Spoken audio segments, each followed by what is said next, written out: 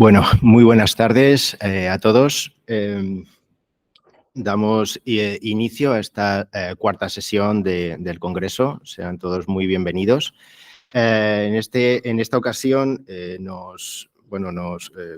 concurrimos a un tema apasionante que hasta el momento no se ha tocado y me alegra de que además esté en este Congreso de Historiografía, Historia de la Arqueología, que es una sesión dedicada a la recepción clásica en la literatura y las artes audiovisuales, lo que creo que puede enriquecer mucho la perspectiva de historiadores y arqueólogos que planteamos en un inicio. En un primer momento tenemos de manera telemática a Federica Pezzoli, de la Universidad Complutense de Madrid. Hola, Federica, ¿nos escuchas bien? Sí. La tengo que... el audio... Sí, escucho perfectamente, disculpa, sí. ¿No se oye? ¿Me oís? Ah. ¿Podéis oírme? Ahora sí, perdón, problemas técnicos. Pues Federica Pezzoli nos va a hablar en esta ocasión de el mito de Safo en la España del siglo XIX entre progreso y condena.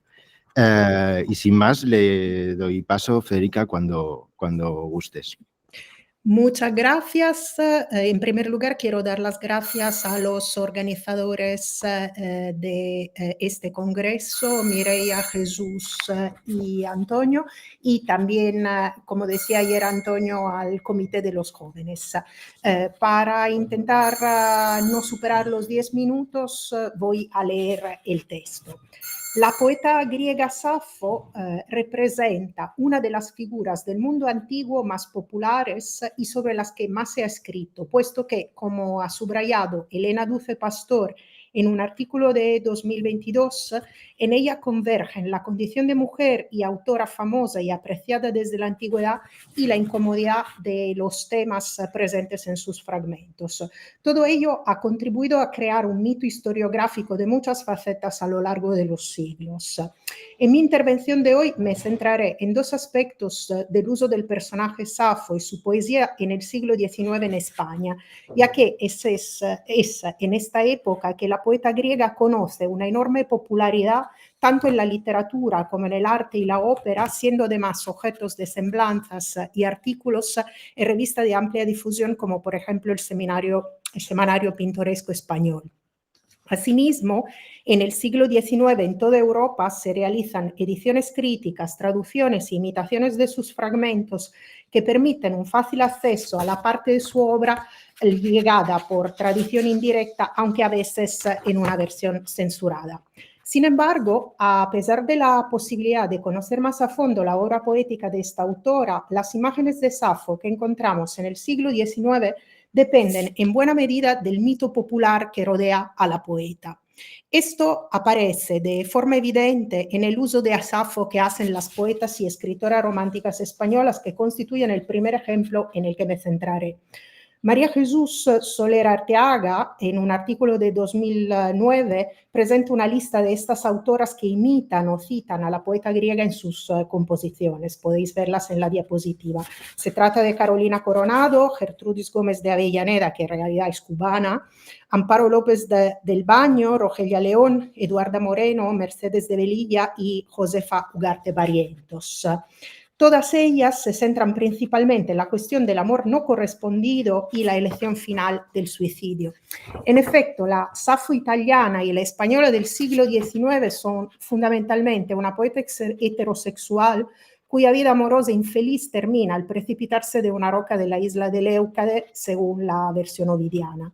Este modelo, que silencia los aspectos más incómodos, funciona como una inspiración para las poetas románticas y les proporciona una tradición alternativa a la masculina en la que insertarse y la cual, además de Safo, se colocan figuras como Santa Teresa de Jesús, Sor Juana Inés de la Cruz o, más recientemente, George Sand. Safo, una vez presentada como mujer virtuosa e inteligente, constituye una precursora de cierto progreso que buscan las intelectuales españolas en la sociedad patriarcal en la que viven. Para ejemplificar estas afirmaciones es posible recurrir, disculpadme, a unos textos, tanto en prosa como en poesía de Carolina Coronado, protagonizados por la poeta griega. Se trata de 3 escritos en prosa que se publican en 1850 en el Semanario Pintoresco Español, el primer de los cuales se titula, como podéis ver en la diapositiva, Los Genios Gemelos, Primer Paralelo, Safo y Santa Teresa de Jesús, y los Cantos de Safo y El Salto de Leucades, que son 2 poemas incluidos en la edición de las Poesías de Coronado de 1843 y que en la recopilación ocupan una posición central. De Safo, su antepasada literaria, Coronado afirma, podéis ver el texto en la diapositiva, tal como la presenta su Gloria, es una poetisa sensible que ha tenido la desventura de enamorarse de un joven vulgar y que emplea todos los recursos del amor para nivelar a su corazón el de su amante. Los grandes ingenios nacen por lo regular aislados y viven moralmente célibes. Esta soledad debió de ser la causa de la desesperación de Safo. La superioridad intelectual de una mujer será eternamente una barrera que la separe del querer de los hombres. No aman los hombres sino lo que está al nivel de ellos. El ejemplo de Safo muestra que una mujer puede ser poeta, intelectualmente superior al objeto de su amor, pero que, por esta razón, está condenada a la incomprensión y al sufrimiento, a no ser que encuentre a un hombre dotado de genio como ella. Pero un aspecto que subraya Coronado es que la poeta griega no solo es genial, sino también generosa en compartir su arte, ya que, leo el texto, Safo puso una academia para instruir en la poesía a las doncellas de Lesbo y en pocos años logró hacer descollar a Erinna y a Damófila. Diversamente de lo que pasa en España a mediados del siglo XIX, disculpadme, donde, cito, no hay una educación literaria para las mujeres y ellas escriben como Santa Teresa por genio, por inspiración. En Lesbos, según Coronado, se crea algo parecido a una escuela poética y a una hermandad literaria, que en cierta medida intenta reproducir también las autoras románticas, quienes en estos años instauran vínculos de apoyo mutuo y de afecto entre sí. Esa sororidad que sirve para protegerse de un mundo literario dominado por los varones y para compartir la expresión de los sentimientos y las pasiones, puede defenderlas también de las mujeres más vulgares, ya que en el pasado hubo mujeres que no entendieron que Safo era, cito, ingenio que ha de levantar la gloria de su sexo y sostenerla por toda la eternidad, fin de la cita. Y de los hombres, además, que por envidia difunden calumnias como ya hicieron con Safo. Aparece aquí la necesidad de contrarrestar a través de la defensa de la virtud de esta precursora griega la vinculación de la práctica de la literatura que ofrece la posibilidad de hacer oír la voz femenina más allá del espacio privado con la inmoralidad. Leo el texto. Pobre Safo, fuiste el modelo de la virtud y tu amor sencillo y tu fe leal prestaron a tus calumniadoras el hilo sutil con que tejeron la red en que envolvieron tu vida. Sí, Safo era una mujer llena de abnegación, una mujer sublime que consacró su existencia a las nobles pasiones. La inspiración de la poesía no defiende a los seres innobles, a los seres degradados. Safo engrandeció las artes. Safo regeneró el entendimiento de las mujeres de Atenas. Pero Safo ofrece a Coronado y a sus compañeras no solo una imagen inspiradora de mujer poeta, sino también un nuevo lenguaje poético, distinto del masculino, para expresar la pasión y el deseo, y la posibilidad de dar voz a su ambición de gloria. En la primera parte del poema, Los Cantos de Safo, efectivamente Coronado, a través de las palabras de la autora antigua, representada como fea pero talentosa, de acuerdo con una parte de la tradición antigua, muestra su conciencia de que gracias a su poesía, una corona como el grande Homero a mis sienes tal vez ceñiré augusta. Y describe también los efectos del amor de Faón. El corazón, sus golpes precipitas al eco de tu voz apasionada, un suspiro, un acento, una mirada, como seno de tórtola se agita.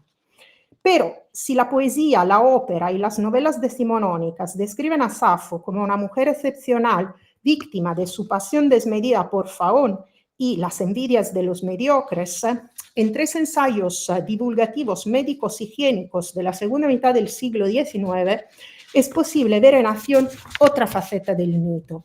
En este caso, la poeta griega se vincula con las prácticas sexuales entre mujeres, el hermafroditismo, la prostitución y la desviación sexual, aspectos que ya aparecen en algunas de las fuentes antiguas sobre Safo.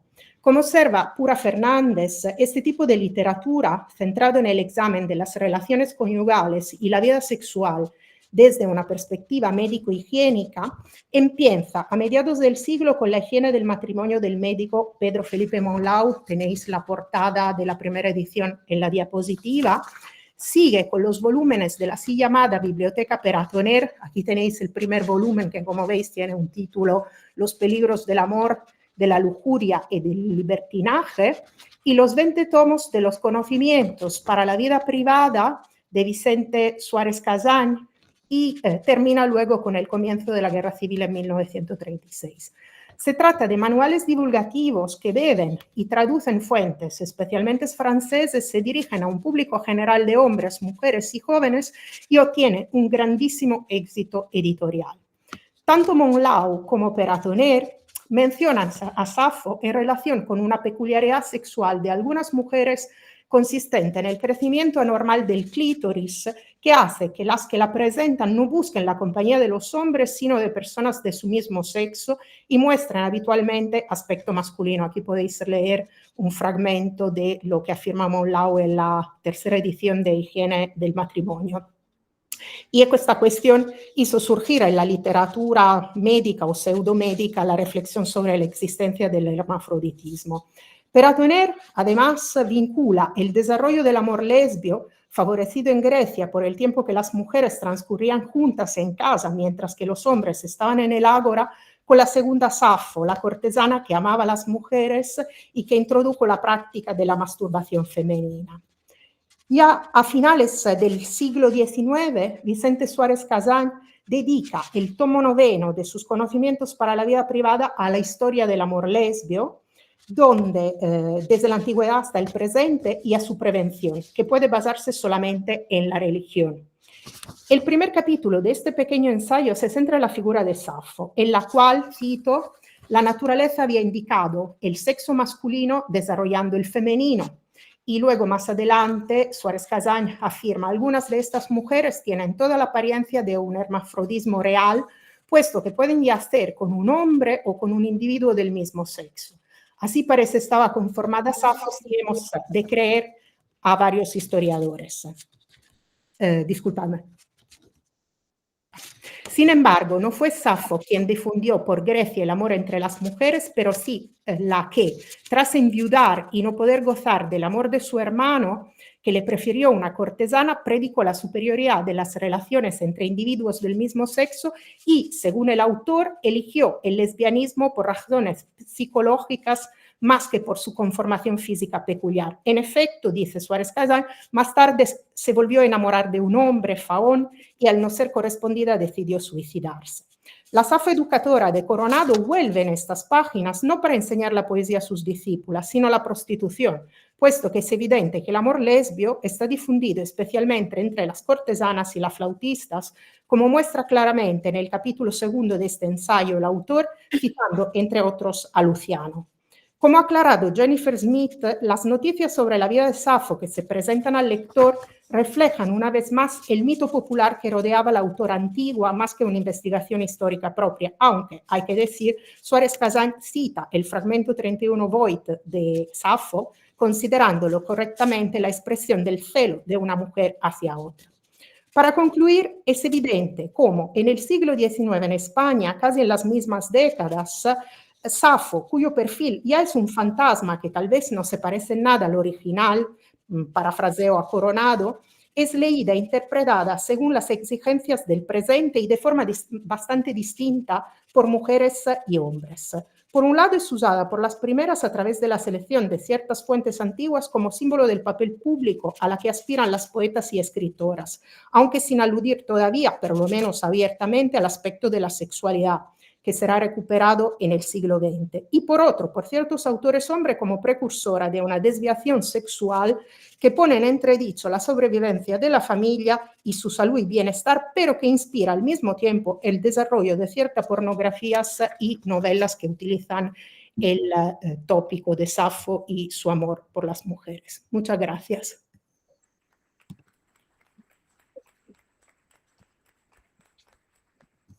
Muchísimas gracias, Federica, por tu presentación. Y sin más dilación, doy paso a nuestro segundo ponente. Si mejor aquí para Marcos Antonio López Castrillón.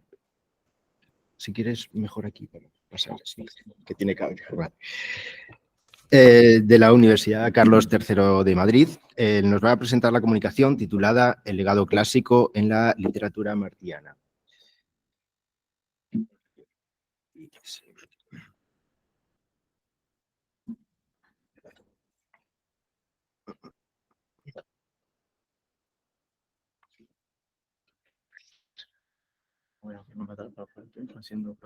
Perfecto, cuando quieras. Muy bien, el trabajo que se presenta es el legado clásico en la literatura martiana. Forma parte de un estudio que estoy llevando a cabo como parte de mi TFM. Primero que todo, ¿por qué seleccioné a Martí? Martí, para que los que no lo conocen, es el héroe nacional de Cuba. Es un escritor, poeta, periodista y su obra literaria abarca, o sea, es una obra multifacética y que ha abarcado muchos ámbitos que quedan todavía aún por tocar. Además, fue un gran pensador de Latinoamérica y es el precursor del modernismo literario. Como hay que ajustarse al tiempo, lo que hice fue, para la presentación, mostrar los puntos en los que estoy basando esta investigación. Lo primero es que explicar o tratar de entender cómo esta tradición clásica llega a Martí y cómo él la comienza a asumir desde joven. Y para esto hay dos elementos fundamentales que son en los que baso mi investigación. La primera es la tradición clásica que arriba a Hispanoamérica a través de las universidades, producto de la conquista española, sobre todo a partir de los siglos XVI, XVII, XVIII y más tarde en el XIX, que tiene gran representación sobre todo en México y Perú, y después en Cuba con las universidades y las escuelas religiosas, que sí es verdad que aunque despojaban de todo lo que oliese a paganismo de esta tradición, se encargaron de transmitirla. Y la segunda es el legado docente que transmitió esta tradición clásica, que en Cuba es un legado docente que se va transmitiendo de un profesor a alumno a través de los padres fundadores del pensamiento cubano, que son los que aparecen en pantalla, hasta llegar a Rafael María de Mendívez, padres fundadores que todos tenían grandes conocimientos de la cultura clásica, la dominaban perfectamente, hablaban latín y la enseñaban porque eran profesores, y que en su momento fueron el contrapunteo de la intelectualidad cubana en la colonia, ¿no? Y que se opusieron incluso al dogmatismo de las clases que se estaban llevando a cabo en las universidades. Y todo esto hasta llegar a Rafael María de Mendívez, que fue el profesor y el tutor de Martí. Fue el primero que le da ese voto de confianza a Martí, que descubre la potencialidad que tenía José Martí.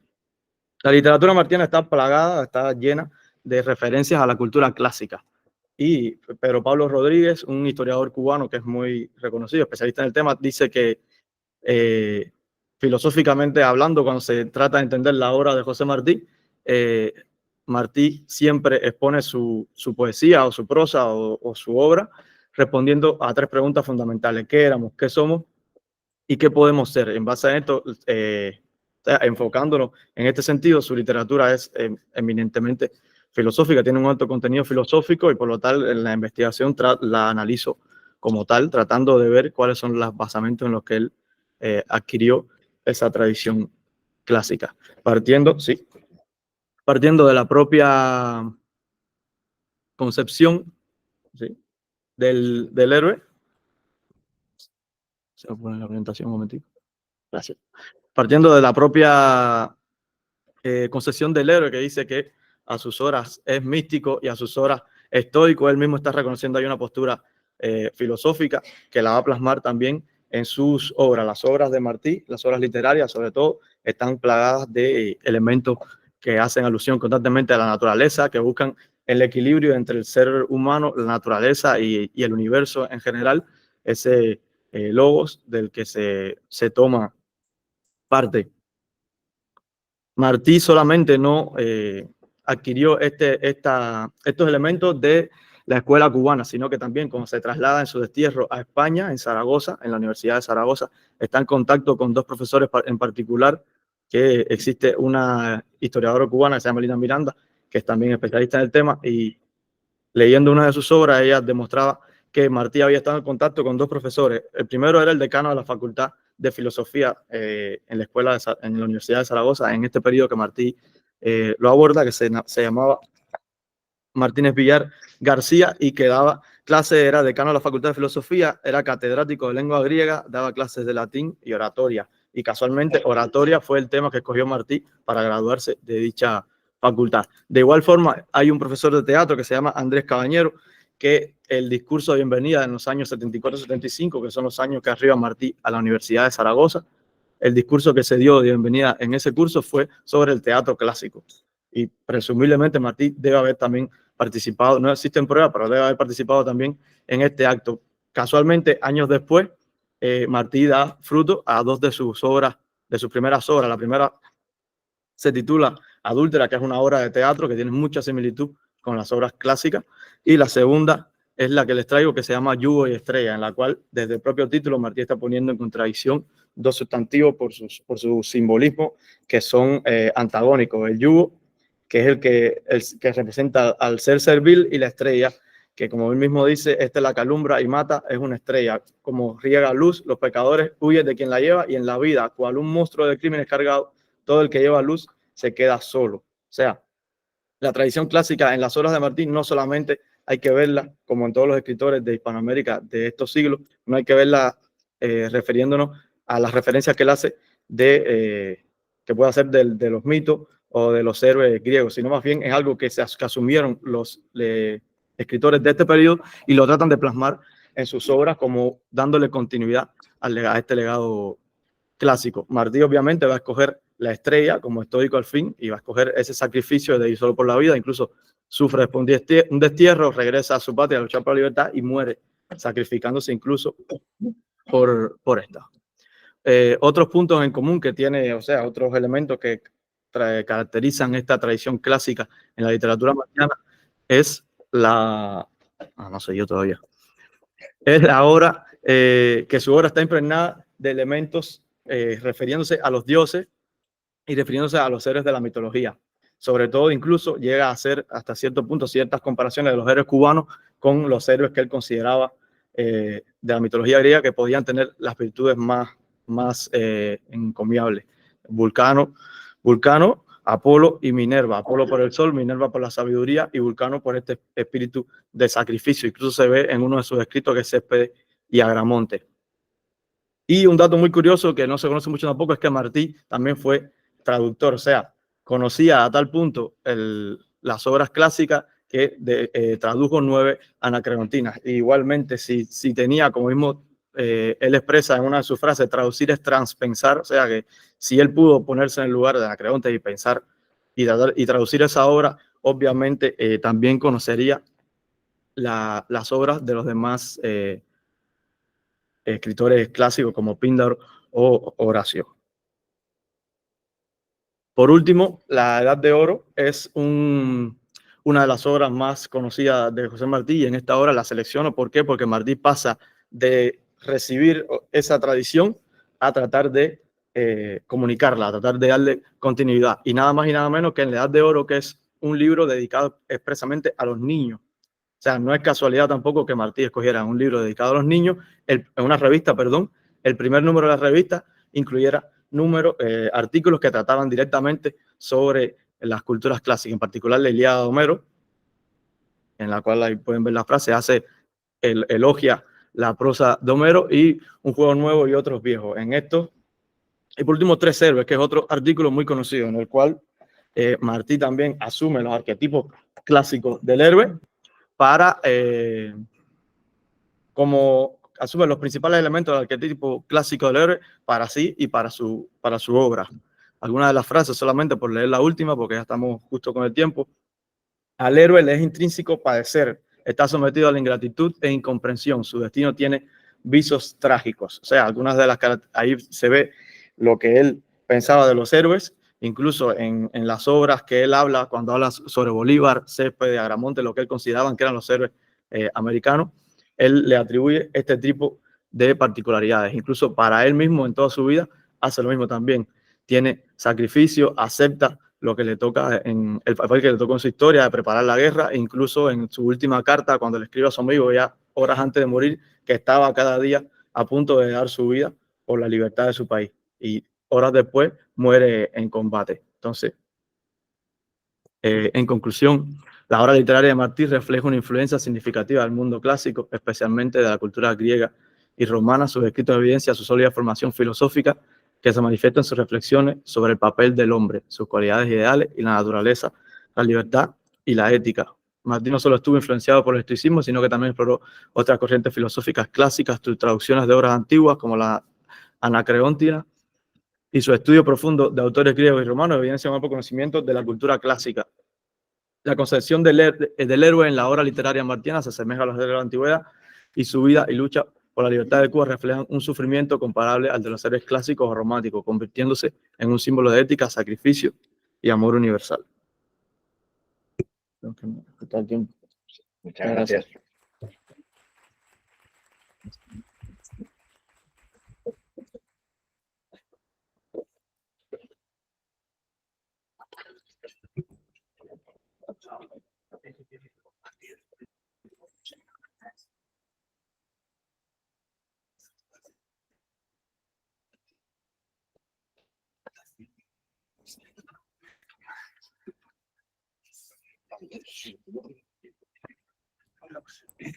Bueno,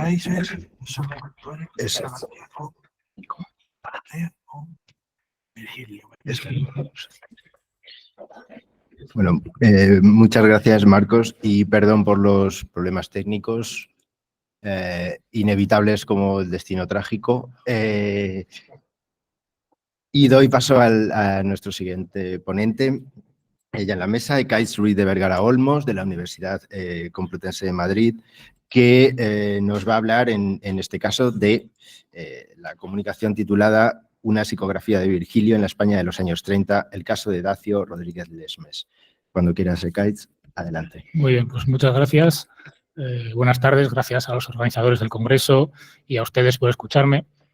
Como está anunciado, voy a presentarles y voy a procurar suscitar su interés por un curioso libro que se publicó en el año 1931 en Barcelona, bajo el título de Virgilio, psicografía, lo de psicografía entre paréntesis, y que firmaba un tal Auguste Turlupine, que era el seudónimo, luego lo explicaré mejor, de Dacio Rodríguez Lesmes. Puesto que no hay mucha información acerca de Dacio Rodríguez Lesmes, es un personaje, en fin, no muy... yo no he encontrado realmente biografía crítica sobre él ni sobre su obra, pues me he tomado un poco la molestia de indagar un poco en archivos, en periódicos, también en el BOE, etcétera, para ver qué encontraba sobre él.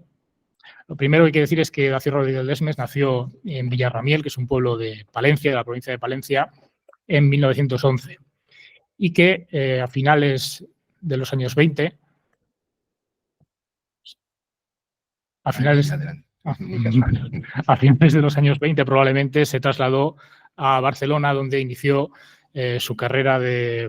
Bueno, él empezó a estudiar filosofía y letras, llegó a ser catedrático de griego. Cuando volvió ya a su Palencia natal, fue catedrático de instituto de griego en el Instituto Jorge Manrique, que todavía existe y que donde hay, por cierto, un archivo con documentos y fotografías de él. Esta es, creo, la única foto, digamos, de dominio público que se puede encontrar. Esta la he sacado del diccionario de Palentinos Ilustres. Es este hombre que estaba justo en el centro animando la Peña Nubis, que era una peña literaria que él fundó en Palencia.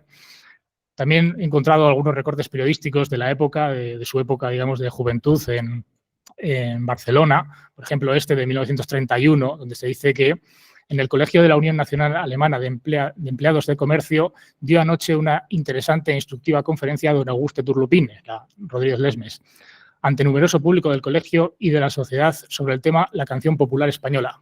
El señor Turlupine, que acaba de empezar su carrera literaria lleno de fogosidad, entusiasmo y romanticismo, desarrolló el tema con gran sencillez, pero con dominio y soltura. Bien, es interesante porque cuando vuelve, digamos, a a su Palencia natal y asume el cargo en el instituto, y no digamos después, cuando pide la excedencia y se marcha a Madrid, donde ocupa diversos puestos importantes en el Ministerio de Educación tardofranquista, retoma de alguna manera su vieja identidad, deja de firmar como Augusto Turlupine y se vuelve a tomar el nombre real de Dacio Rodríguez Lesmes. En Madrid, en los años 60, ocupó varios puestos, como digo. Uno de los más importantes fue el de inspector jefe del Servicio de Publicaciones. Él fue el responsable de que se editaran varios manuales, varios libros de texto que se utilizaban en los institutos en España, de muy diversas materias. Lo digo porque si tratan de consultar la exigua información que hay en Internet sobre Dacio Rodríguez Lesmes, se encontrarán con una escueta entrada en la Wikipedia donde se le atribuye, entre otras cosas, la redacción de manuales de matemáticas, de física, de ciencias naturales, cosa que llama mucho la atención y que es erróneo, porque realmente él figura como director de la colección. No quiere decir que él los escribiera personalmente, no los escribió él. Pero bueno, al redactor de esa entrada de la Wikipedia pues no estuvo fino ahí. Y bueno, este es la orden del BOE en el que se le cesa en el 1969 de ese cargo del Servicio de Publicaciones, y después, a principios de los 70 y hasta el 74, es el inspector general de servicios del Ministerio de Educación. Es decir, tiene, digamos así, un cursus honorum importante en la administración educativa de la época. Pero bueno, esto es para que se hagan una idea un poco digamos, de la biografía, de la trayectoria de este personaje, que tiene cierta relevancia en la época. Pero no es aquí, no es en esta época de su vida, no es, digamos, en su madurez o vejez donde yo me quiero concentrar, sino precisamente en los años, digamos, de su juventud en Barcelona, en ese Augusto Turlupine que la prensa describía como joven, romántico y fogoso, porque es en este año, en 1931, precisamente, donde se publica su obra Virgilio, psicografía. Tengan en cuenta que Dacio Rodríguez Lesmes había nacido en el año 11, por lo tanto, cuando se publica su primer libro, tiene apenas 20 años, si es que los ha cumplido, porque no he conseguido documentar el mes exacto de la publicación. Entonces, este Dacio Rodríguez Lesmes, de 20 años, publica un libro titulado Virgilio, psicografía. Ya solamente la portada, esta es la fotografía del ejemplar que yo manejé, que está firmado por él, la primera página. Solamente la composición de la portada ya nos da un poco la idea de por dónde van los tiros, digamos, en este libro, porque, como ven, están encuadrados con la repetición de la palabra paz, ¿no?, por todas partes. Y en palabras, cito textualmente del propio Rodríguez Lesmes al principio del libro, la tesis fundamental de la obra es que Virgilio era, según él, un apóstol de la paz. Es decir, la tesis que vamos a encontrar en este libro es que Virgilio era un autor pacifista, y lo que vamos a encontrar es una interpretación pacifista de su obra. Esto resulta chocante, resulta llamativo, para empezar, si se tiene en cuenta, digamos, toda la tradición de comentaristas y de intérpretes de la Eneida, puesto que la Eneida, como poema épico, está inevitablemente vinculada con la guerra, y sobre todo, teniendo en cuenta que, como todo el mundo sabe, era un encargo del emperador Augusto, está vinculada al imperialismo romano, a la ideología pro-augustia, etc. Y es especialmente chocante, digo, porque en la misma época en la que Rodríguez Lesmes escribe y publica este libro, por cierto, 1931 es el año del bimilenario del nacimiento de Virgilio, es decir, se están celebrando, se están produciendo todo tipo de celebraciones, de eventos, de conferencias, de publicaciones como esta precisamente. Pues bien, en esta época muy convulsa de entreguerras, ¿no?, y especialmente me quiero fijar en el caso italiano, porque es muy particular, ¿no?, el bimilenario del nacimiento de Virgilio se celebró en Italia, en la Italia de Mussolini, precisamente incidiendo en el aspecto, digamos, más belicista, más belicoso, más imperialista de Virgilio, porque Mussolini lo que quería era instrumentalizar la Eneida para, de alguna manera, dar una cobertura ideológica a sus ansias neocoloniales en el norte de África, etcétera, etcétera.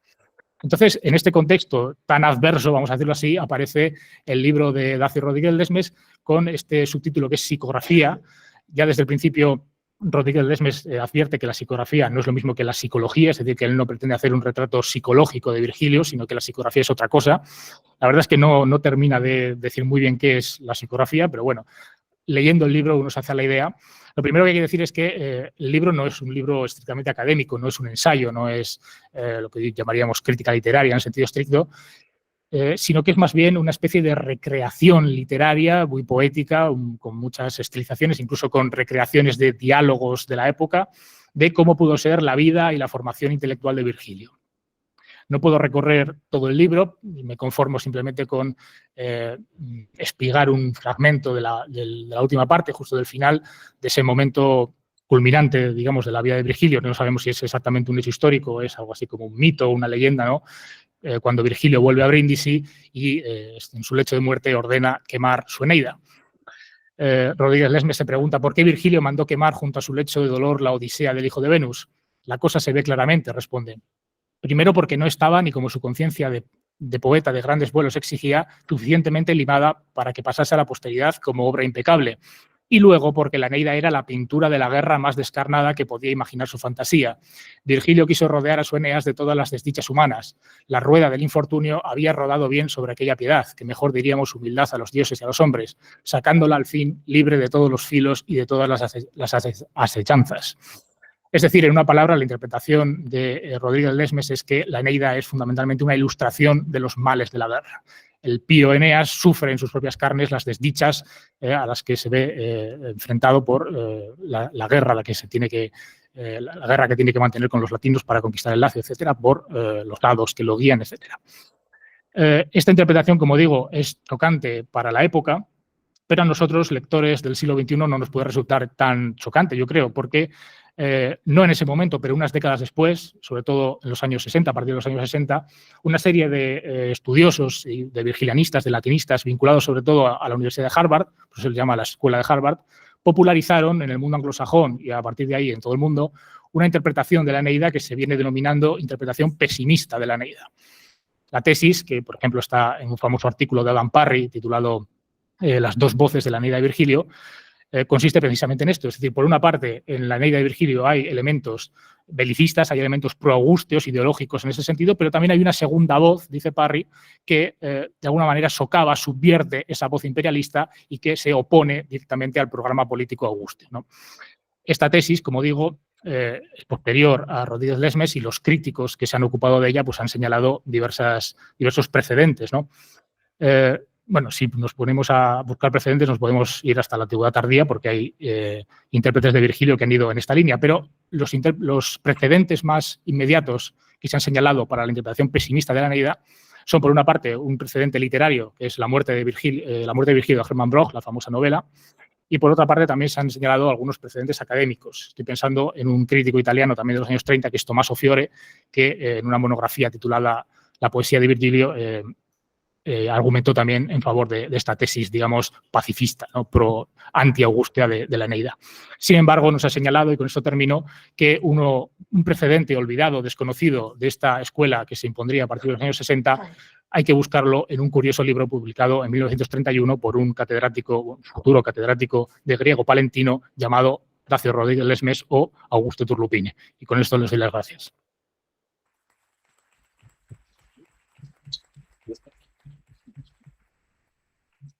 Muchísimas gracias, Ekaitz.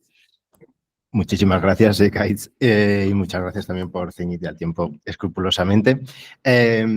Continuamos y doy paso ahora a Luna Clavero Agustín, de la Universidad de Zaragoza, que nos va a presentar la comunicación titulada "Y eso es lo que quiero, besos", recepción en el contexto hispánico de los Carmina de Catulo en el siglo XX y XXI. Sin más, tengo tu presentación.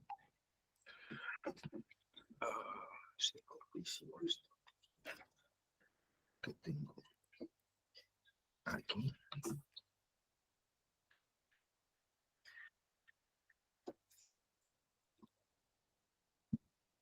Y cuando quieras, Luna. Muchas gracias.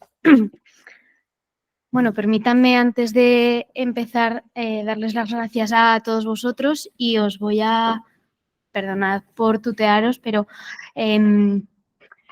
os voy a utilizar como un espejo, ¿no? A estos pensamientos que a veces bullen en tu cabeza y gracias a estas circunstancias, a estos encuentros, les podemos encontrar un poquito de sentido. Voy a hablar un poco de Catulo dentro de este encuentro, sabiendo que me gustaría que supieran que si bien mi línea de investigación es estudiar la recepción de este poeta latino, no es el contexto hispánico el ámbito en el que me muevo. Por lo tanto, estos son aquellas cosas que cuando estás estudiando o investigando te van apareciendo y dices, bueno, para otro momento. Bueno, pues este es el otro momento, ¿no? Así que muchas gracias por hacer que este momento haya llegado. Voy a ir muy rápido porque para mí estos son breves pinceladas de mis pequeños pensamientos, ¿no? Entonces, ¿qué es lo que quiero? Quiero visibilizar otras propuestas metodológicas que aquí no hace falta explicar porque muchos de nosotros ya conocemos, pero es algo que me propongo todas las mañanas, ¿no? Como también me propongo potenciar unos estudios clásicos o el estudio de la antigüedad desde desde donde vivimos, ¿no? Y es esta sociedad de la información y de la digitalización en la que estamos inmersos. Y utilizando ese camino, pues acercarnos a este poeta latino que, como a Lesbia, a mí me enamoró en un momento y espero que pueda compartir un poco de ese amor, ¿no? Tengo que pasar muy rápido porque lo sabemos muchos, pero es muy importante diferenciar entre una tradición clásica, es decir, un espejo en el que le hago una alabanza a un texto clásico y lo trato como algo, un ser inerte, a una recepción en la que hablo con el texto, es decir, hay una posibilidad de encuentro, de sentido inverso, en el sentido de que el texto clásico converge en el moderno y el moderno también tiene sus ecos en el clásico, ¿no? Aunque es difícil de entender, luego parece lo natural. Entonces, para mí son obviedades, pero me gustaría compartir mis pensamientos, que puedo estar equivocada, y es que los clásicos, entendidos como los autores y autoras de grecolatinos, no entienden de géneros literarios, no entienden de plataformas y no entienden de redes sociales, como luego os adelantaré, ¿no? Su atemporalidad, en este caso, la temporalidad de los sentimientos que nos expresa el poeta Catulo en sus Carmina, propicia la recepción, porque todos los seres humanos nos identificamos porque sentimos, ¿no? Y este poeta lo describió en una obra que, por las casualidades de la vida, por el momento en el que vivió él, está escrita en un lenguaje que ahora a nosotros nos parece lejano, pero que es más cercano a la emoción que sentimos, ¿no? Ambos. Y que la recepción, en este caso, de su obra en un contexto hispánico empieza en el Siglo de Oro, como en todos los contextos, bien es dicho, ¿no? Pero sigue hasta nuestros días. ¿Y cómo sigue? Pues bueno, hay unas referencias explícitas, como hemos visto en las manifestaciones en las presentaciones de nuestros compañeros, que se habla abiertamente de los poetas. Hay otras veces que son unas manifestaciones que no modifican ese original y hay otras en las que podemos percibirlo o que podemos entender que hay una temática, ¿no? Lo que se entiende por poligénesis, aunque tengamos dudas de si el autor contemporáneo ha leído a nuestro poeta, que yo ante la duda siempre pienso que sí, pero puede ser que no, claro, tenemos la duda, ¿no?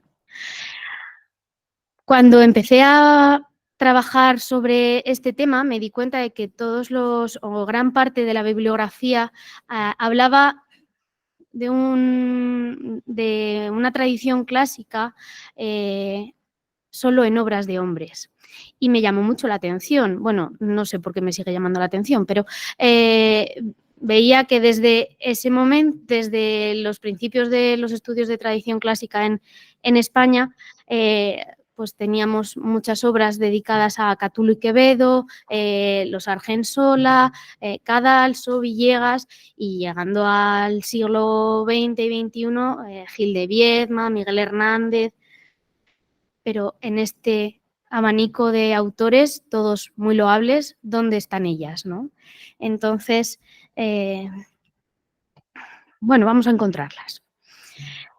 En primer lugar, no les he empezado como mis pensamientos, ¿no? Por un bullicio, y no les he hablado de Catulo. Es un poeta latino que se ubica en un arco cronológico entre el 87 y el 54 antes de Cristo. Vive un momento muy interesante dentro de la Roma republicana y su obra es por algunos autores, entendida como el principio de la elegía romana, ¿no? Luego, después de él, vendrían grandes como Propercio, Ovidio. Entonces, nos encontramos en un momento en el que su vida también es un poco un misterio, ¿no? Pero, si bien su vida es un misterio porque conocemos realmente poco, solo lo que él nos cuenta, sí que ha dado pie a muchas novelas históricas. En este caso tenemos una de Antonio Priante del 92, en el que es Catulo el que habla y dice, ahora todo tiene sentido o no tiene sentido sin ti. Habla de esa relación con Lesbia y hace un juego de recepción y de traslación de esos poemas al género de la novela histórica, ¿no? He odiado y odio, he amado y amo, pues habla un poco, ¿no?, de ese Carmen 85 que todos tenemos en la cabeza. Es curioso cómo Antonio Priante le pone voz a él, pero Isabel Barceló en el 2013 le pone voz a ella con La muchacha de Catulo. Y es muy interesante porque hay grandes estudios sobre las novelas históricas y la percepción de Lesbia en ellas, pero en este caso Isabel Barceló también sigue esa estela que tienen otras escritoras anglosajonas, sobre todo, que hablan de que Lesbia no es la Lesbia de Catulo, no es esa Lesbia muda, por lo menos, ¿no?, sino que es una persona que tiene no solo sentimientos, sino también que toma decisiones y que incluso a veces no se toma, no le gusta como Catulo la presenta, ¿no? Porque has dejado dicho en todas las esquinas de Roma que soy una prostituta. Y a Catulo le fue imposible asumir la verdad, que a despecho de sus deseos, sus poemas y sus falsos permisos, yo puedo amar a quien quiera. Me resulta muy curioso, ¿no? Y también me sorprende que sigamos siendo nosotras las que estudiamos esta perspectiva, ¿no? Independientemente de la novelización de la vida de Catulo dentro de las novelas históricas, también tenemos su obra, ¿no?, que es también muy interesante. Simplemente para hacer, sé que es un testaco, pero no es solo un breve recorrido bibliográfico, y he seleccionado cosas que me parecen muy curiosas, como por ejemplo que hay ediciones de Catulo tanto en euskera, en gallego y también en catalán. En catalán, de hecho, hay varias que se publican antes de la Guerra Civil, y con posterioridad, a diferencia de las otras lenguas que solo son posteriores, ¿no? Independientemente de eso, seguro que todas esas portadas de la obra de Catulo les suena, porque son las que usamos o se usan, ¿no?, y nos acercan a su obra. Pero si nos acercamos, como les decía, a sus poemas y a esas mujeres que también hablan de ellos, vemos a una Gabriela López Bono que utiliza el Carmen V, que lee el Carmen V desde sí misma y nos dice, por ejemplo, siento mil latidos desbocados y el aleteo de estos labios trémulos, ansiosos por encontrarse con los tuyos. Hablando de esos besos, de esas noches de estrellas que le parecen infinitas, como los soles occidere redire possunt. También tenemos una Aurora Luque, que no podía faltar, hablándonos de esas locuras que... Perdón, que me he puesto a mí misma una alarma. Esa Aurora Luque, como también tenemos a una Charo Guarino que no podía faltar. E incluso una Lucía Echevarría, en otro contexto diferente, que también nos habla de eso. Pero no tengo el rato, ¿me lo dejas un momentito? Pero si hablamos de los etcétera, es decir, esas cosas que no entran dentro de lo habitual,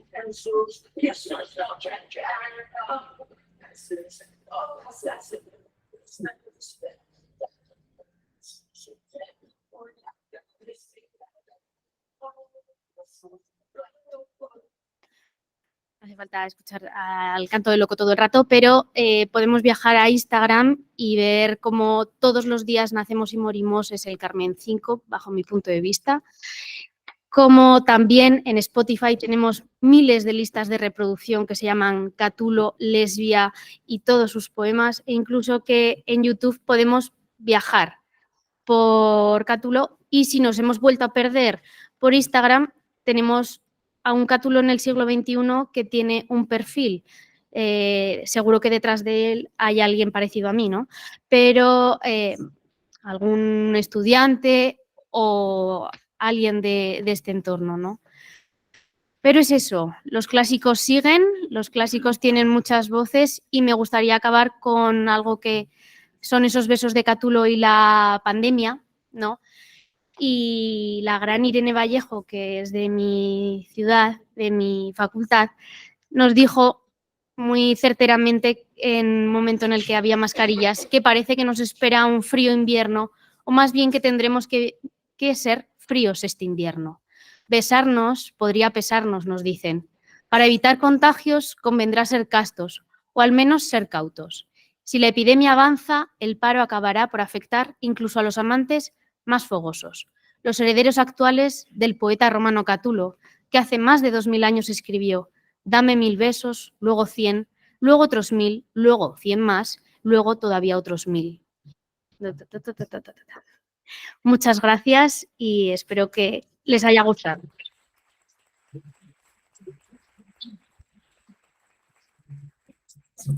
Muchas gracias, Luna. Y bueno, para finalizar esta sesión, esta primera parte de la sesión, tengo el gusto de presentar a Luis Uceta, profesor de la Universidad Autónoma de Madrid, que nos va a presentar la interesante comunicación titulada Viajes al pasado, mundo clásico y ciencia ficción en la literatura española. Cuando quieras, Luis. Pues el PowerPoint, por favor. Sí. Muchísimas gracias, Tomás, y gracias, por supuesto, a los organizadores, Mireia, Antonio, Jesús, y a vuestros equipos por habernos permitido encontrarnos en un sitio, en un encuentro tan interesante como este. Yo lo que os quiero presentar, a ver si consigo, me deja la voz y soy capaz de hacerlo en el tiempo que tenemos. Lo que os quería presentar es muy brevemente 2 obras de ciencia ficción españolas que comparten un recurso, que es el del viaje en el tiempo, pero que son muy diferentes en muchos aspectos. Para empezar, por la época en que fueron escritas, también por la ideología que subyace a esas novelas y por el propio tratamiento de la antigüedad, además de la distancia temporal entre los momentos históricos que visitan los viajeros en el tiempo. El motivo del viaje en el tiempo es uno de los muchos modos en que la antigüedad conecta con el presente o incluso con el futuro. Se podría considerar que ofrece el mecanismo más explícito para este entrelazamiento, porque facilita el encuentro literal entre pasado y presente en los dos sentidos. Desde sus orígenes literarios, esta forma de desplazamiento ha alcanzado, por supuesto, a la antigüedad grecorromana, y el primer ejemplo lo tenemos en la primera novela de Viaje en el Tiempo, que es la Anacronópete de Enrique Gaspar y Rimbaud, escrita pues casi 10 años antes de que H.G. Wells escribiese su The Time Machine. Y, por supuesto, una de las paradas de este viaje es el mundo antiguo, en concreto Pompeya, en el año 79 antes de nuestra era. Sin embargo, a pesar de esta, digamos, presencia prematura en nuestra literatura y en la literatura escrita en otras lenguas, dentro del género del viaje en el tiempo, la ciencia ficción, los viajes en la antigüedad clásica son muy poquitos, son muy limitados. Presento brevemente algunos ejemplos. Este relato breve de Lovecraft, en el que lo que ocurre es a través de un sueño, no a través de un desplazamiento físico en realidad, o los conocidos novela y relato de Estrat Ducamp, que no desciende a las tinieblas, o Aristóteles y la pistola, o más recientemente el cómic de Jonathan Hickman, Pax Romana. Bueno, la primera novela que quería presentar es Vísperas sin mañana, de Alejandro Núñez Alonso, que fue un periodista que trabajó para distintos medios y que, aunque hoy es un autor seguramente injustamente olvidado, gozó de cierto éxito en su época. Es conocido sobre todo por las novelas históricas, 2 series, y especialmente la de Benasur de Judea, que conocí gracias a Charo, que es una pentalogía ubicada en el siglo I a.C. Estas novelas fueron escritas con el objetivo de ofrecer una visión más realista de estos tiempos que la que se podía leer en las novelas decimonónicas, pero sin abandonar el posicionamiento religioso de esta tradición.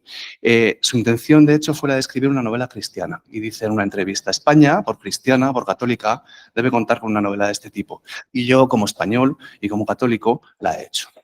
En Vísperas sin mañana, el recurso narrativo del viaje en el tiempo permite que dos hombres modernos o contemporáneos puedan realmente vivir en primera persona los eventos, en esta ocasión, de la Guerra de Troya. El protagonista, Ramón Vidal, es un periodista, como el autor, pero también es un experto en el mundo homérico, al que dedicó su tesis doctoral. Por lo tanto, en este caso, la erudición sirve como mecanismo para introducir el conocimiento del mundo antiguo y también, y esto es a mi juicio lo más importante, como mecanismo narrativo para dar verosimilitud y plausibilidad a lo que se está contando. La novela se divide en 3 partes. La primera nos presenta, a través de una rica polifonía, los hechos a través de la perspectiva de diferentes personajes y describe los preparativos del viaje de este Ramón Vidal.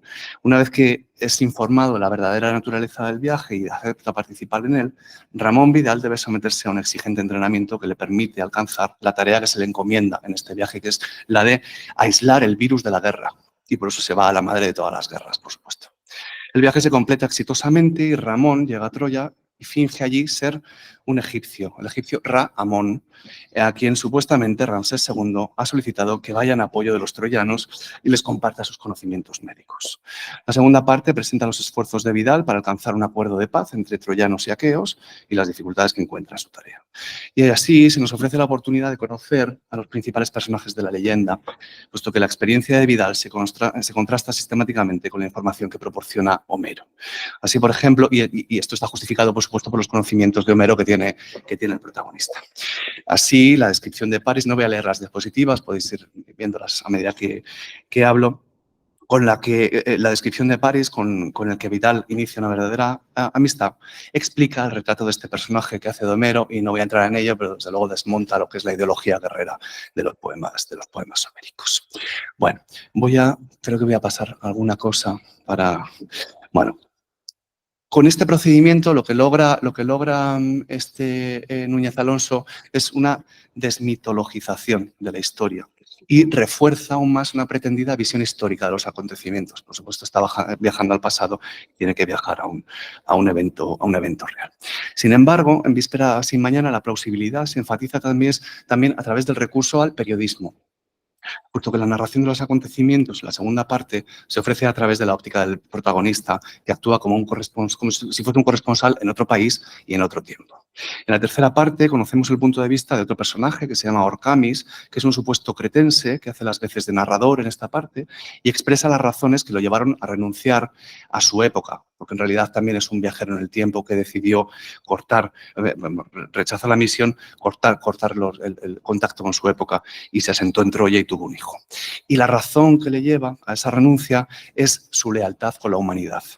Víspera sin mañana fue definida por Núñez Alonso como humanismo ficción, debido al elemento humanístico que sobrevuela todos estos rasgos de la ciencia ficción. Además, como la serie de Benasur de Judea, la idea de que el cristianismo trajo un sentido de piedad en los hombres se afirma explícitamente a menudo. Vidal está incluso tentado con la idea de evangelizar a los paganos, pero pronto se da cuenta de que no dejaría lugar para que los evangelizadores y para el propio Cristo ni siquiera.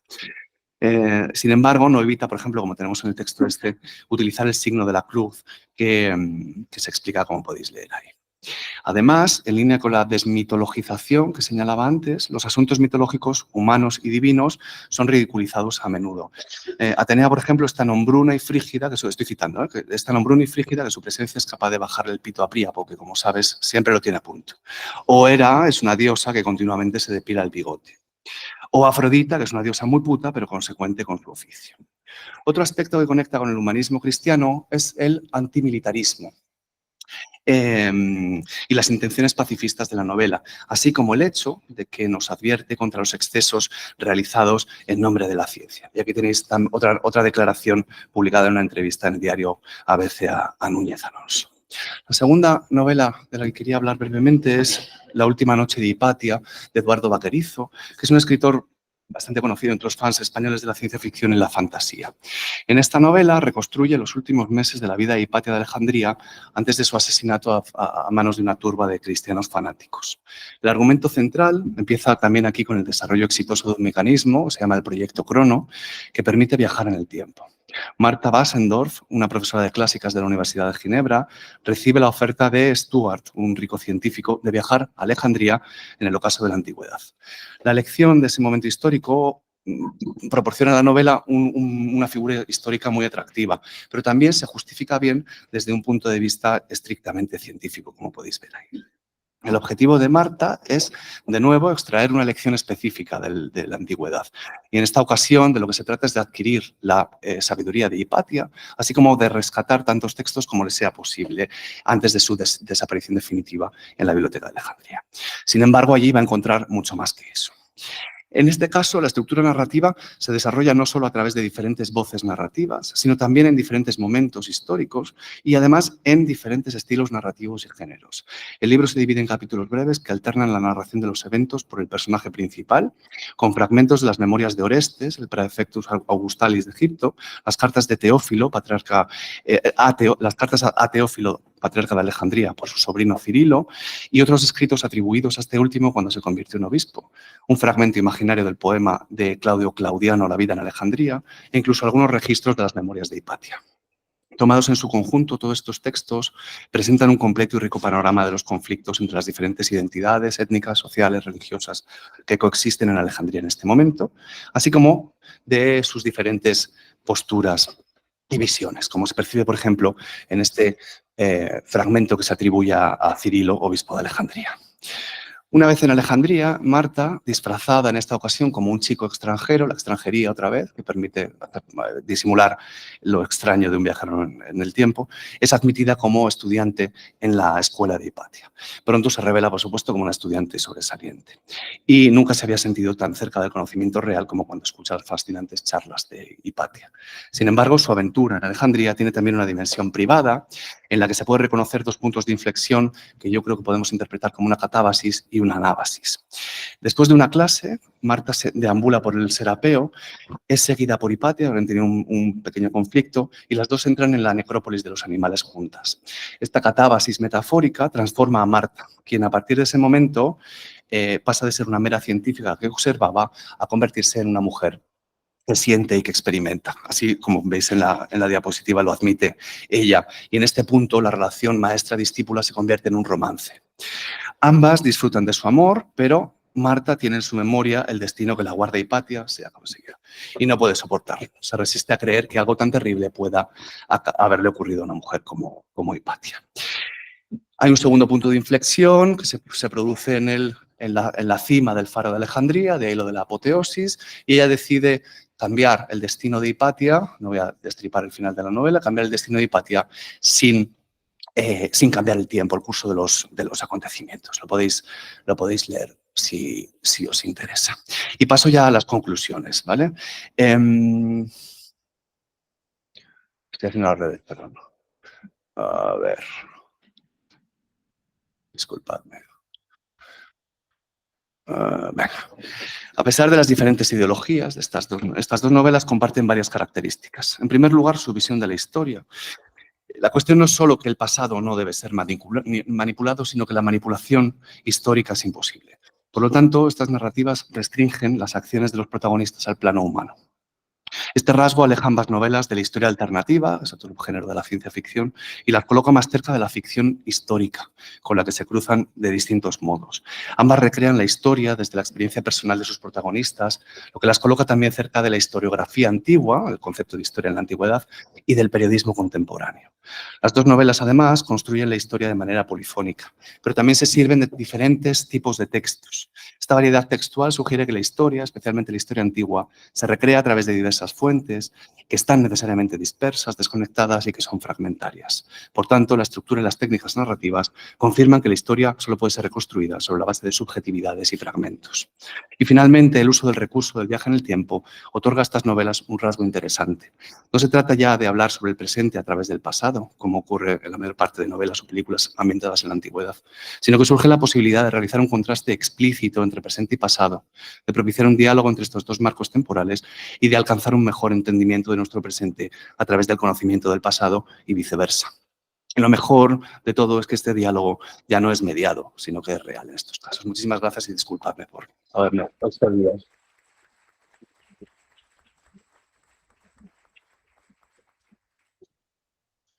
Muchísimas gracias, Luis, y por esas reflexiones interesantes que yo creo que sirven para, bueno, enlazar un poco todas las presentaciones y las diferentes sugerencias. Abrimos unos minutos para preguntas, debates y... No, toma. Ah, bueno, sí, vale, sí. Sí.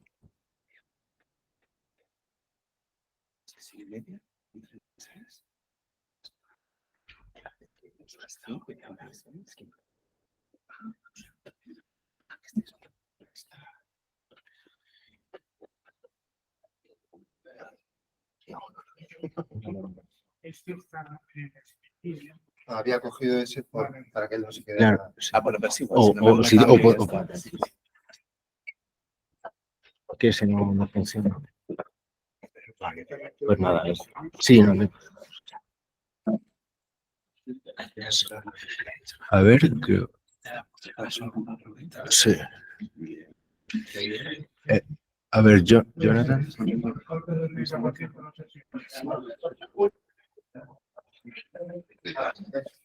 Me alegra mucho.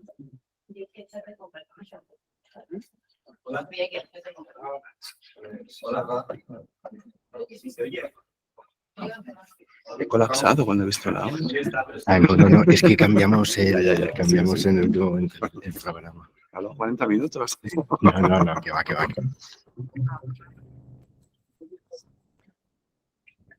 Hola, bueno, Jonathan Pérez de la Universidad del País Vasco. En realidad voy a hacer una pregunta y voy a quedar un poco de ignorante porque es una pregunta que surge de mi curiosidad y es sobre Cátulo o Catulo. En un momento me dio por ojear sus páginas y encontré un poema bastante prolongado de una personalidad cuyo nombre no conozco, pero es un personaje mitológico al que le cortan los testículos y habla de ese personaje en femenino. Y entonces yo me pregunté si no ha habido una recepción queer también de Catulo en ese sentido o de ese personaje, porque me parece una historia que yo desconocía y que tiene bastante potencial en ese sentido. No sé si nos puedes contar algo referente a eso.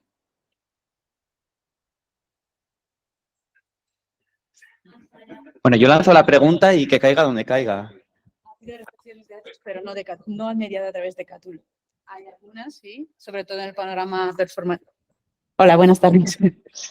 No sé si puedo contestar correctamente a la pregunta, porque tampoco es exactamente mi ámbito de investigación, pero sí que es esa figura, ¿no?, de Atis, pues se ha recibido, sobre todo en las artes performativas estadounidenses, junto con la figura de Tiresias, por ejemplo, como reinterpretación, reescritura desde una perspectiva, no sé si decir queer, pero desde luego trans, sí que se ha aplicado. Ahora bien, si se mediada a través de Catulo, eso no podría decirte, pero sí que existen. Ricardo. Bueno, pues buenas tardes. Ricardo del Molino, de la Universidad Externa de Colombia. Bueno, felicitar a todos, pero mis preguntas son para Luis. Son muy... Vamos a ver. Yo siempre a mis alumnos les digo que si hubiera una máquina del tiempo no podrían entender el pasado. Sobre todo, claro, no podrían, ¿no? Es como si bajara un alienígena, ¿no? Entonces, ¿cómo solucionan en las dos novelas el problema de comunicación, que es cómo consiguen los protagonistas o los que viajan en el tiempo comunicarse sin categorías judio-cristianas? Porque si tengo entendido, unos están en Troya y otros están Bueno, aunque bueno, ya en Alejandría ya podrían, claro, ya podrían. Claro, ya son judeocristianos. Entonces, bueno, en el caso de Troya, ¿cómo consiguen comunicar con la antigüedad sin categorías judeocristianas? Uno. Dos, si son conscientes cuando viajan de las mentiras que les han contado los historiadores, eso. Y tres, si en algún momento en las dos novelas se reconocen como modernos antiguos o reconocen a los antiguos como modernos. Es un problema de comunicación las tres, ¿no? Pero creo que las tres preguntas se responden del mismo modo. Son especialistas en la antigüedad y eso es lo que justifica. Y es algo que no he visto en otras épocas históricas. En el caso de la novela de La última noche de Hipatia, hay más crononautas, hay más viajeros en el tiempo que van a otras épocas y son, por supuesto, especialistas en cada una de las épocas que van visitando. Pero no es algo que se observe en otras novelas de viaje en el tiempo ambientadas en otras épocas históricas. Para viajar al pasado, desde luego, hace falta mucho conocimiento del pasado, porque si no, la comunicación, como dices, se convierte en imposible. Y por eso es un recurso narrativo que es propio, yo creo, de esta ambientación, de este momento histórico. Entonces, la verosimilitud, la plausibilidad y en cada una de estas dos novelas, que son muy, muy diferentes por las razones que he expuesto así, aunque de manera un poco precipitada, el efecto es similar porque la comunidad es nuestra perspectiva del mundo antiguo y la manera que tenemos de entender el mundo antiguo, distintos posicionamientos ideológicos, ya digo. Lo último no sé si lo he entendido, lo de que hablar los antiguos a los modernos y los modernos a los antiguos. Si ellos al verse en la antigüedad dicen, uy, qué antiguos somos nosotros, que venimos del futuro, uy, qué antiguos somos, o al revés, dicen los antiguos, qué modernos son. Es decir, hay una transferencia. Se observa una veneración del pasado. Hay que recuperar todo aquello que hemos perdido en el naufragio de los años, el paso de los siglos. En la primera lo que hay es una permanente, ¿cómo llamarlo?, desprestigio del pensamiento antiguo, sobre todo de la mitología, o sea, del pensamiento de los paganos, de los gentiles, frente al cristianismo. Entonces, Amón está todo el rato conteniéndose para no imponer sus categorías. De hecho, no lo he dicho, pero tiene muchos intentos de transmitirles conocimientos técnicos, pues les enseña a construir, por ejemplo, un globo aerostático, pero no tiene ningún éxito, porque hay una especie de reacción. La antigüedad es refractaria a todo aquello que no es lo que pertenece a su época, porque en el fondo, como he dicho al final, es que no se puede intervenir en el curso de la historia desde esta perspectiva, que también está condicionado por el género, porque si no estaríamos en otro tipo de narrativa, que es la de la historia alternativa. O sea que se condiciona. Pero lo curioso de este planteamiento, que desde luego no sé si ha sido muy afortunado porque me ha obligado a presentar muy, muy rápidamente dos novelas muy distintas, es que desde dos posturas, desde dos momentos, desde dos acercamientos muy, muy diferentes, el género está condicionando una determinada forma de relación con la historia. Así más o menos. Gracias. A propósito de lo que comentaba Ricardo y también por lo que has expuesto, Luis, bueno, yo soy Mireia Romero, para los que están online. ¿Cómo se comunican? Quiero decir, ¿hablan en griego? El que viaja habla en griego. En el segundo caso es más claro, en el primero se pasa de puntillas, en el segundo es más claro. Vale. Es una profesora de clásicas. Sí, o sea, se comunica en griego. Vale. Lo comentaba porque, claro, es el problema que tienen algunas de estas novelas de viaje en el tiempo donde eso no se explica de ninguna manera, cómo se comunican, como la de la Claro, ahí no dice nada de cómo se comunican ni nada por el estilo, ¿no? Pero claro, es un problema que sí que se suscita y que, claro, quizá en novelas más modernas, pues sí que queda resuelto, ¿no? Y lo comento porque cuando estaba en emisión esta serie del Ministerio del Tiempo, intentamos, mediando a través de una persona que tenía mucho contacto con el productor, a ver si podían hacer un capítulo en el que viajasen a la antigua Roma. Sobre todo a la época de Adriano, bueno, estábamos con un proyecto sobre Adriano y entonces, pues bueno, nos parecía bueno intentarlo, ¿no? A ver si hacían un capítulo donde viajasen en el tiempo a época de Adriano. Y claro, la pega que nos pusieron es que no se atrevían a hacer eso porque, no, claro, ¿cómo se comunicaban? ¿No? Entonces, nunca le habían pensado, al parecer, eso nos dijo la persona que me dio, que no diría su nombre, pero ahora está al frente de Televisión Española, que es de mi universidad, claro que ellos decían que se habían planteado en algún momento hacer el viaje en el tiempo a la Hispania romana, pero se habían echado atrás porque cómo se establecía la comunicación, ¿no?, entre los que viajaban y claro, ¿no?, ¿hablaban en latín o cómo hablaban? Los protagonistas no habían nunca creado ningún protagonista que manejase tanto el latín. En todo caso, una de las protagonistas que era muy culta, ¿no? Pero bueno, el problema era fundamentalmente ese, ¿no?, el del cómo se comunicaban. La serie, pero el género desde luego te proporciona miles de herramientas para eso. Un traductor automático que se instala en no sé dónde, que les Claro. ha logrado la experiencia. Ya, fue una excusa. Claro que sí, claramente. No nos hicieron ni caso, nada, es que qué pena. Esas características no chirría, o sea, es perfectamente admisible en otros Claro, tipos de narrativas, ¿no? Claro, y lo curioso fue que en la última temporada, la máquina que ellos fabrican para viajar en el tiempo se llama la Anacronópete. Sí, que Que esta novela totalmente no la he visto, desconocida, pues de repente se convirtió casi, no digo en un bestseller, pero bueno, hubo muchas ventas de esa novela. Cuando me pasaste lo que habías escrito, estuve viendo, porque yo no había visto la serie. Y claro, creo que lo mencionabas tú en tu libro. Hay, a partir del éxito del Ministerio del Tiempo, se han hecho un montón de reediciones. Estuve buscando, hay como 4 o 5 editoriales que han reeditado la obra de Rimbaud, de Gaspar Rimbaud, y ahora es accesible, vamos, pero hace nada era una cosa completamente desconocida, así, en la historia de nuestra literatura, y tiene su importancia, claro. Gracias.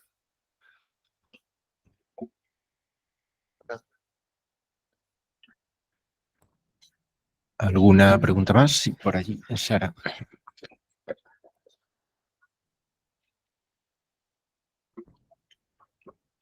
Buenas tardes, vuelvo a ser yo, Sara Palermo de